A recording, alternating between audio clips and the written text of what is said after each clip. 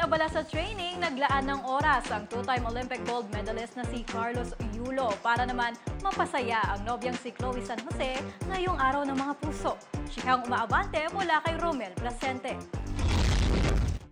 Two-time Olympic gold medalist full-time Flores, kinilig ang mga tagahanga ni Carlos Yulo sa pakulo nito sa jowa ngayong Valentine's.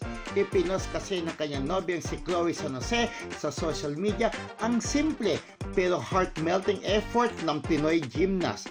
Sa kabila raw kasi ng pagiging busy ni Kaloy dahil na rin sa training ay nakagawa pa rin ito ng paraan para pasayin siya. Isang bulaklak na gawa sa tissue ang ibinigay ni Kaloy kay Chloe.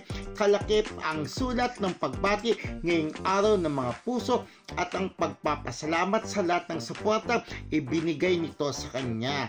Tila nilanggam naman ang mga nasa comment section sa sweetness overload ng sulat kung saan araw-araw daw niyang mamahalin, iingatan at papahalagan ang girlfriend. Humiling din si Kaloy sa sulat na sana raw ay gabayan sila ni Lord sa kanila pang mga tatahakin. Say naman ng netizens, magpakasal na raw ang dalawa para malagay na sa tahimik na life at mapatahimik na rin ang mga nakikialam ng ibang buhay.